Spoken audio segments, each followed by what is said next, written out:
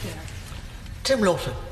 Thank you, Madam Deputy Speaker. Can I first apologise, because I very much hoped to be here at the beginning of this debate, but we had a 3.5-hour meeting of the Home Affairs Select Committee, and due to very poor chairmanship, it dragged on. I was chairing it at the time, so it was entirely my fault. But I want to pay tribute to particularly the hard work of my friends from Eddisbury and Colchester, and I was lucky to have caught the speech, another very emotional speech, one of many emotional speeches, in an extraordinarily well-informed by personal and practical experience debate that we've had this afternoon, showing the House, I think, at its best, but also showing some quite extraordinary systemic insensitivities within the health system that can only make a tragic outcome even worse for those parents experiencing the grief of baby loss. And surely, and we must, do so much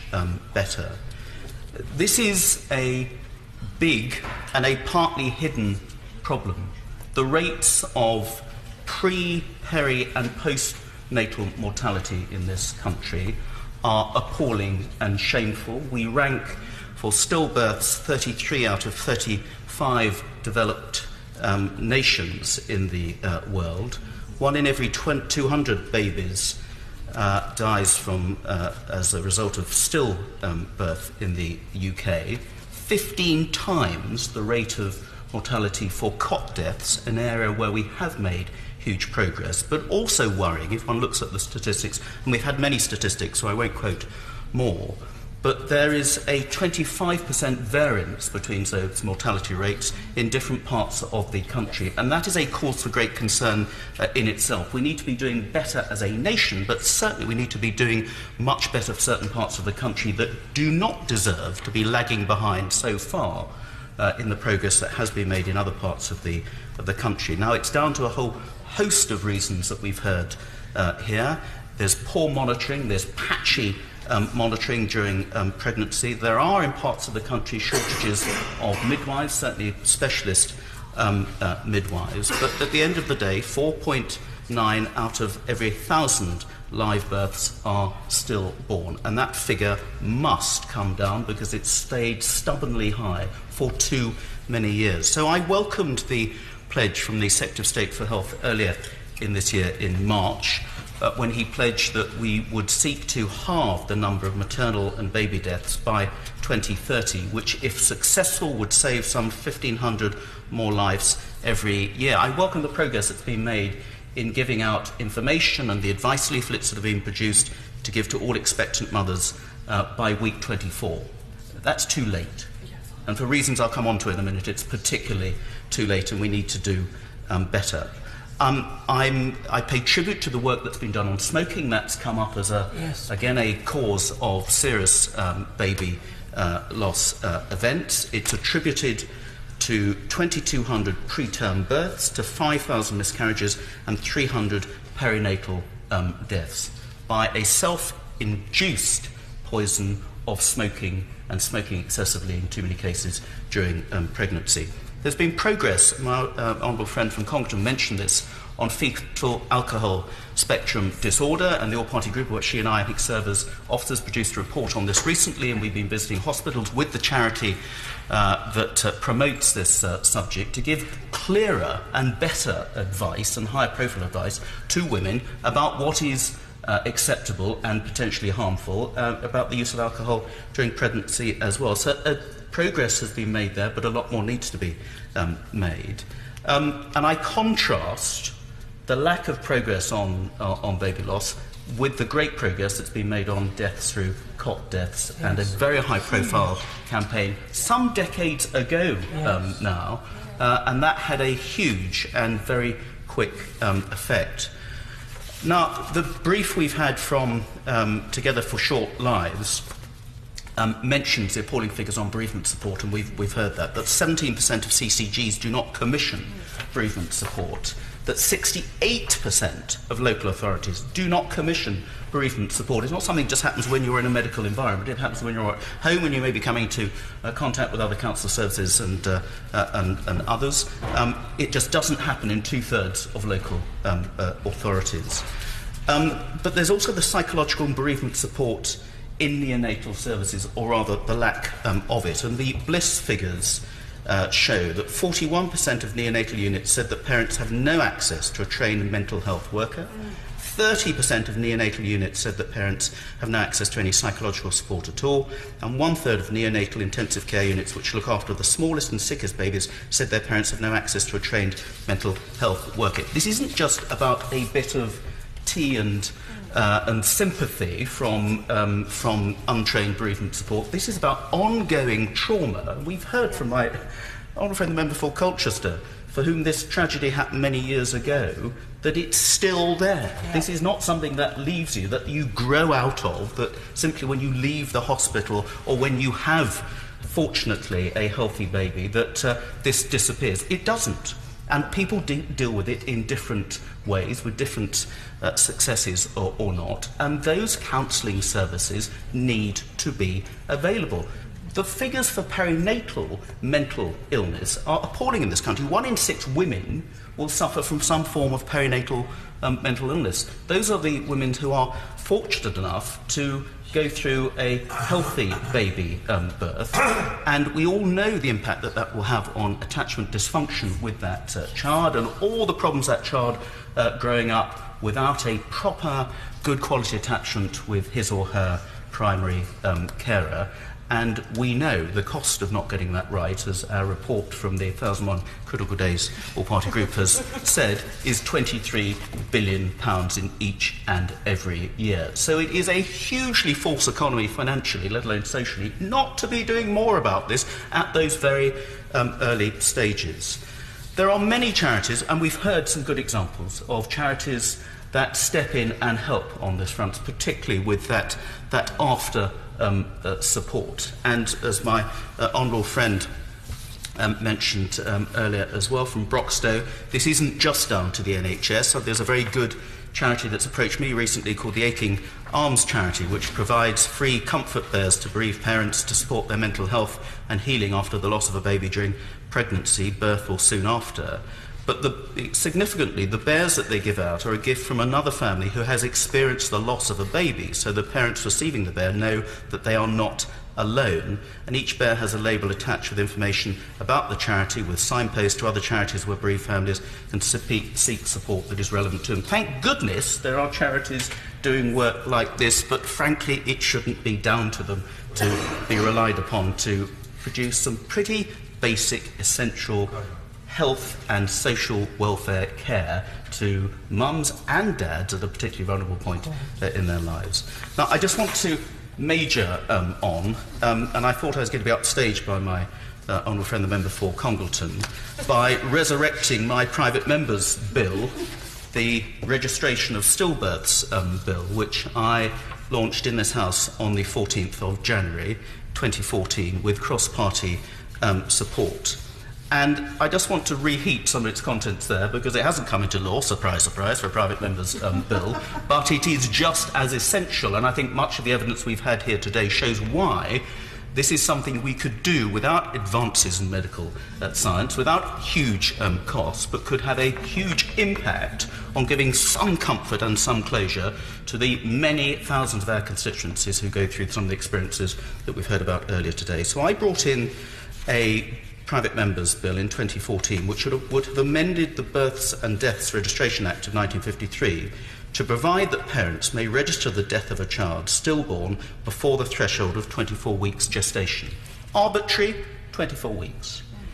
If you happen to have given birth to a stillborn child after 23 weeks, 6 days and 23 hours, that child never existed in the eyes of the state. That child is, for all intents and purposes, a miscarriage. If that child had clung on for another couple of hours and been stillborn and gone beyond that 24-week threshold, it would be a child in the eyes of the state. That is an extraordinary anomaly in the law which we need to address. So some experience, as we've heard, loss through miscarriage, often repeatedly. Some give birth routinely but experience the pain of losing a child within days, weeks or months.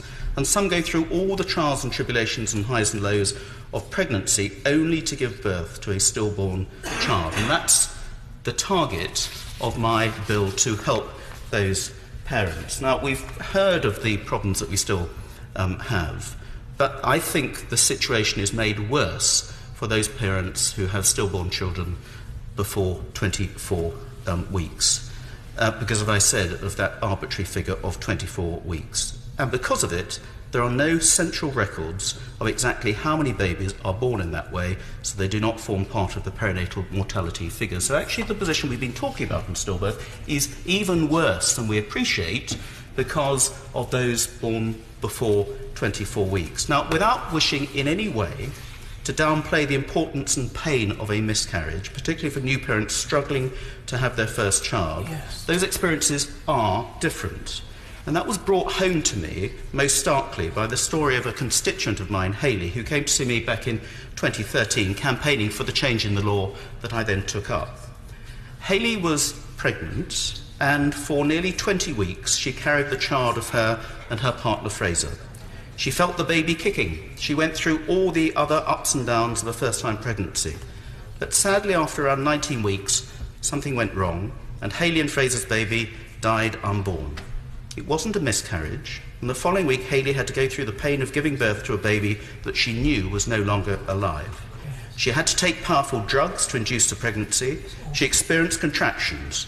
She went into Worthing Hospital and had pain relief. And I want to pay tribute to Worthing Hospital. Is the safest maternity department in the whole country. It has been rated as such by the CQC, and we are immensely proud of it, and we're particularly relieved that many thousands of my constituents and I marched to save it back in 2008, where the idiot PCT thought that we didn't need a good maternity department at Worthing Hospital. So despite having the oldest population in the country, if not the universe, in Worthing, we also have the best start of life facilities in Worthing too, and we're greatly thankful for that. But the following day, after she went into hospital, Hayley gave birth to her baby, Samuel. She gave him a name. She held Samuel in her arms, and she and her partner took photographs, had his hands and footprints taken, and paid their goodbyes. Fortunately, Hayley was given good support by the clinical staff at Worthing, as one would expect, and they had bereavement guidance. She had an understanding employer in West Sussex County Council, and she was also fortunate to find a sympathetic funeral director, and a funeral took place 2 weeks later. So to all intents and purposes, Hayley, with her partner, went through all the experiences of pregnancy and the pain of childbirth endured by any other mother. But they were coupled in this case with the unimaginable grief of a parent who's just lost a child before they could ever get to know him. She did not just go through a stillbirth, she had a still baby. She became a mum. The crucial difference is that Hayley's and Fraser's baby is not recognised in the eyes of the state because she was born before 24 weeks gestation. And as I say, if she had been born after 24, if he'd been born after 24 weeks, and one day he would have been recognised and the death properly registered in a register of stillbirths, forming part of the statistics I referred to earlier. More than just adding to the statistics, though, Madam Deputy Speaker, that would have been the acknowledgement of an actual individual life. To add further insult to injury, Hayley had to hand back her maternity exemption certificate straight after going through that experience. And when I launched this bill, I got, as one would expect, and we all do, a wave of experiences, extraordinarily tragic experiences from mums and dads around the country, including one where a woman had twins, and one of the twins was born stillborn before 24 weeks, and the other twin survived and was born stillborn tragically after 24 weeks, but she only had one baby in the eyes of the law. How absurd is that? And that's why the law needs to be changed. That stark difference surely cannot be right. It adds insult to the unimaginable pain that the parents have already had to suffer. And until the passing of the Stillbirth Definition Act of 1992, which amended the Births and Deaths Registration Act, the threshold was 28 weeks, so prior to that even more babies went unrecognised in official records. And that change followed a clear consensus in the medical profession on the age at which a baby is considered viable. And since then, in fact, there have been cases of babies born well before 24 weeks who have incredibly survived. It's true that there is an informal procedure for hospitals to issue so-called commemorative certificates for fetuses that are not classified as stillbirths. They provide parents with a certificate that records their pregnancy loss before 24 weeks, and SANS, that excellent charity which we are all in awe of, has produced a 10-plate of a certificate of births and encourages all hospitals to adopt it. However, it is unofficial and still counts for nothing in the eyes of the state. Now, Madam Deputy Speaker, since I did that bill, there's been a happy ending because Hayley and Fraser had a Bonnie baby daughter called Bonnie, who is well and healthy, I'm delighted to say. So my bill would provide for the official recognition and registration of stillborn babies below 24 weeks gestation. It would not be based on a crude time threshold of what is deemed a viable fetus, but on the experience of giving birth. Hayley and Fraser's baby would be recognised as having existed, Samuel's death would have been registered, and that would go some way to providing some comfort to parents such as Hayley and Fraser at an unimaginably painful time. It would provide... of course. I'm very grateful my honourable friend has taken an intervention. The issues around registration and in fact that line between miscarriage and stillbirth is something that very much was brought out by parents in the digital debate that we had online on Monday, and the difficulty of parents having to go to a registry office to register a birth and a death, with parents there with babies and having to explain that to a registrar is hugely distressing. And I think the Liverpool Women's Hospital has the ability to do those registrations in the hospital, and the Minister may want to look at that good practice. But I very much support what my honourable friend is saying. For that, and the solutions to this are not rocket science, quite frankly. A bit more sensitivity, a bit of common sense would go a long way to alleviating an awful lot of pain and trauma. So my suggestions, my bill, a variation of my bill, would go some way to providing some comfort to parents such as Hayley and Fraser at this time. It would also provide more data to aid the analysis of why stillbirths happen, and hopefully what can be done to jumpstart a resumption in falling numbers from the last decade's plateau. And for those who say that the physical act of registering a child alongside those registering a healthy birth could open up wounds and exacerbate the grief of the parents, and we've just heard that, I'm sure a more discreet and empathetic procedure could easily be devised. We might even do it online, you never know. The bill has nothing to do with changing the law on abortion. It doesn't propose to change the status quo with regard to entitlement to maternity benefits and bereavement entitlement, although I think official recognition would make it easier to secure appropriate empathy and flexibility for employers. The government have already made changes rightly to maternity allowance guidance to ensure mothers whose babies are stillborn after 24 weeks receive benefits they're legally entitled to, and the process has been made easier. So the wheels turn slowly, and with my bill I was making some progress, and I'm particularly grateful to the former minister, the member for Central Suffolk and North Ipswich, who with his own clinical experience recognised the problems in this area. He worked with me, with various of the Royal Colleges and others, and we had a big stillbirth round table at Richmond House at the beginning of 2015, involving the Royal College of Obstetricians and Gynecologists, Royal College of Midwives, SANS, NHS England, the Miscarriage Association, and everybody relevant.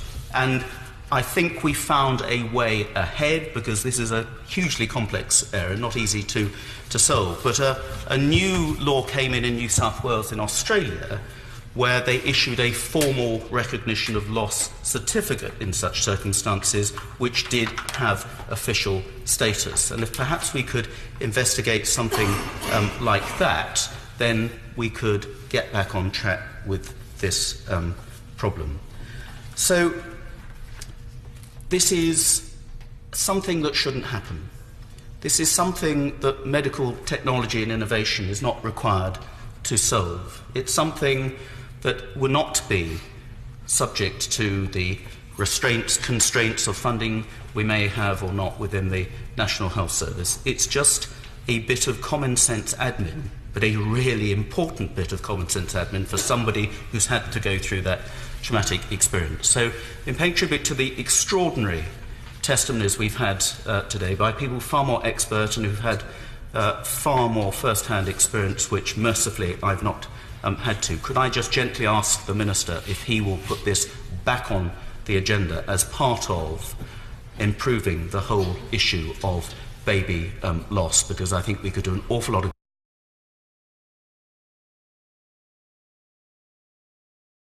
good for an awful lot of our constituents if we can just get this one simple thing done properly.